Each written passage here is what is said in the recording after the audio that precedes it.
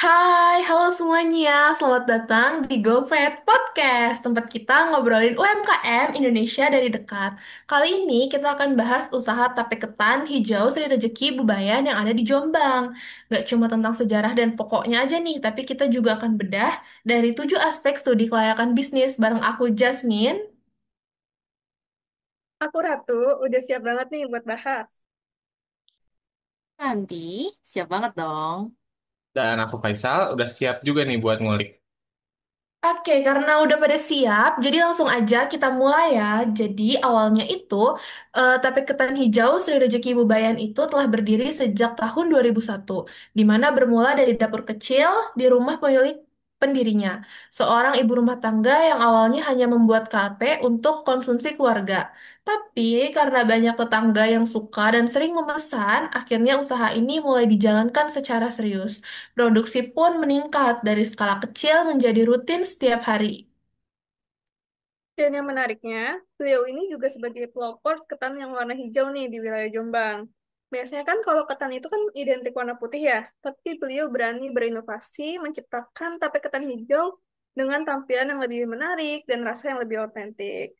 Dari situ nama Sri Rezeki ini mulai nih dikenal sama beberapa orang, terutama karena keunikan yang tradisional dan beda dari yang lain.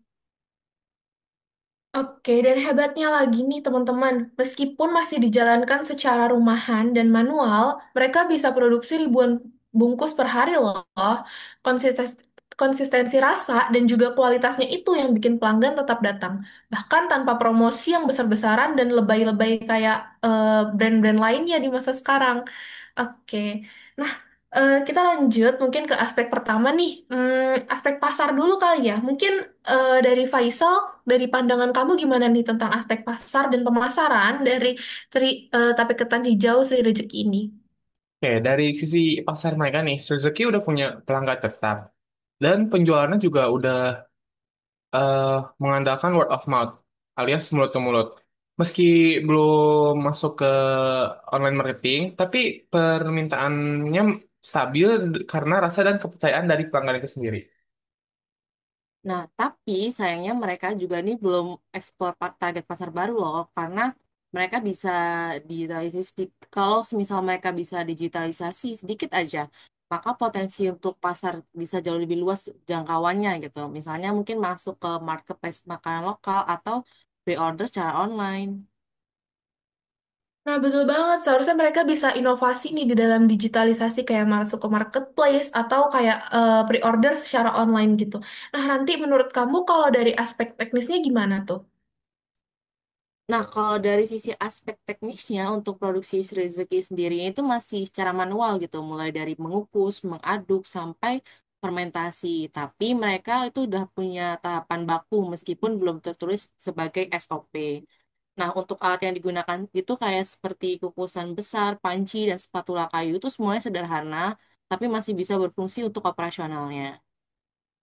Tapi kalau meski mereka masih pakai alat tradisional, produksi mereka udah nyampe 4.200 bungkus, 4.200 bungkus loh per hari. Jadi dari aspek teknis mereka udah bisa disebut layak gitu loh. Betul, betul sekali. Wow, keren banget ya mereka bisa produksi sampai 4.200 bungkus sehari. Dan gitu mereka berarti secara teknis mereka udah bisa nih dikatakan usahanya layak gitu ya Faisal. Nah, Betul. kalau menurut kamu nih Faisal, kalau dari bagian aspek finansial, menurut kamu gimana tuh? Pendapatan harian usaha ini kayak sekitar 500.000 sampai 800.000 per hari. Dengan total omset bulanan yang bisa sampai 24 juta. Sementara itu, biaya operasional mereka tuh kayak 400.000, 419.000. Terus setelah dikurangi dari berbagai pengeluaran, laba, eh, perkiraan pendapatan mereka tuh sebulan bisa sampai 5.600.000. Artinya dari sisi finansial, mereka ini udah menghasilkan keuntungan yang stabil dan tergolong layak untuk terus dikembangkan gitu.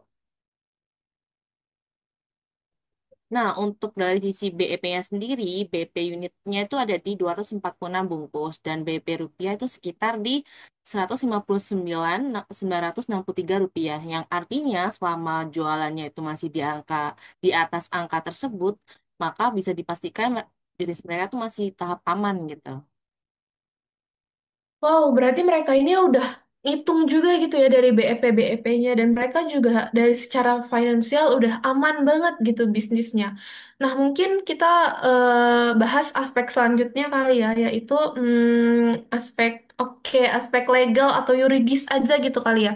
Mungkin dari Ranti gimana menurut kamu tentang aspek legal dan yuridis dari usaha tape ketan hijau Sri Rezeki ini? Jadi kalau untuk dari aspek legal dan yuridisnya sendiri, untuk usaha tape ketan hijau si rezeki itu, sebenarnya mereka udah urus SPPL ya, atau surat pernyataan pengelolaan lingkungan, dan juga sedang dalam proses pengajuan BPOM gitu. Karena ini kan dokumen-dokumennya juga penting banget nih buat legalitas dan kepercayaan pasar yang lebih luas gitu. Apalagi kalau semisal, atau mungkin mereka berencana buat masuk retail atau ekspansi online begitu. Menurut aku juga legalitas juga penting gitu. Kalau mereka mau kerjasama dengan pemerintah atau sebagai tempat pelatihan untuk bantu UMKM, itu kan memang memerlukan sebuah legalitas. Jadi langkah mereka ini udah cukup bagus sih. Wow, aku setuju banget nih. Memang aspek legalitas itu sangat penting gitu ya bagi pendirian UMKM dan alhamdulillahnya Tape Ketan Hijau Sri Rezeki ini udah patuh gitu terhadap regulasi atau legalitas yang berlaku. Nah, mungkin selanjutnya kita bahas dari aspek organisasi dan manajemen gitu ya. Kalau menurut kamu, Ranti, gimana nih aspek organisasi dan manajemen dari Tape Ketan Hijau Sri Rezeki?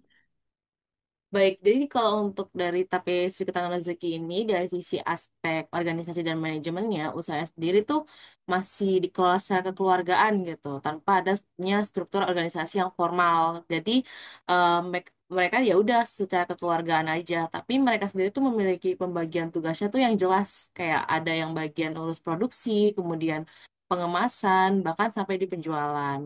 Bahkan mereka juga sendiri tuh terkadang merekrut tenaga tambahan nih dari warga sekitar saat permintaannya tuh tinggi. Oke, tadi kan kamu nyebutin kayak eh, pembagian tugasnya cuma produksi, pengemasan, sama penjualan. Berarti kayak untuk pembukuan kayak gitu belum ada ya?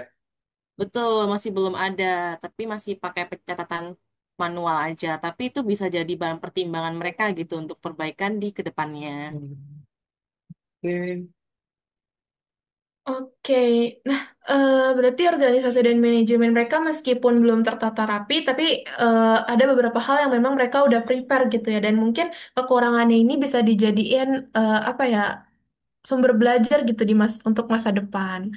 Nah, kalau tadi kan udah bahas tentang aspek manajemen dan organisasi. Nah, mungkin kita sekarang move ke aspek sosial dan lingkungan.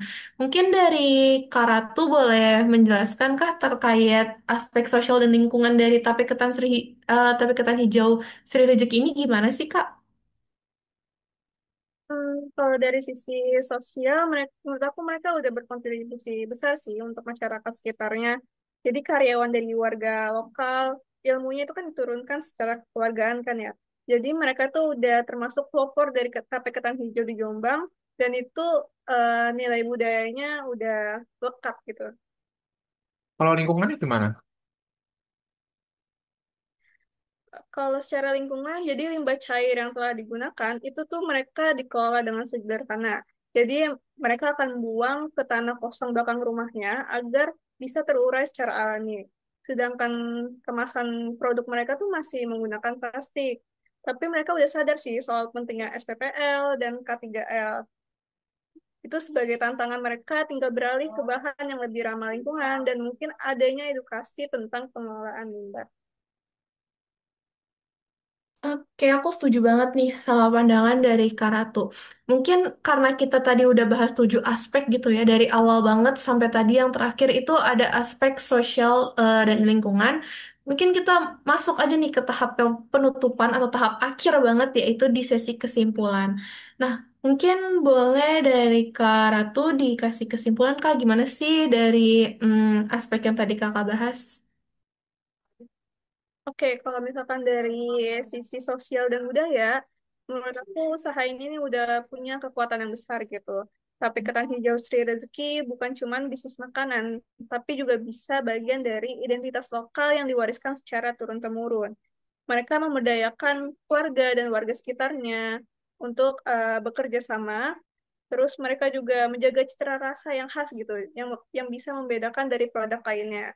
Ini kan menunjukkan bahwa usaha yang kecil itu bisa memiliki dampak sosial yang luas selama dijalankan nilai-nilai yang positif.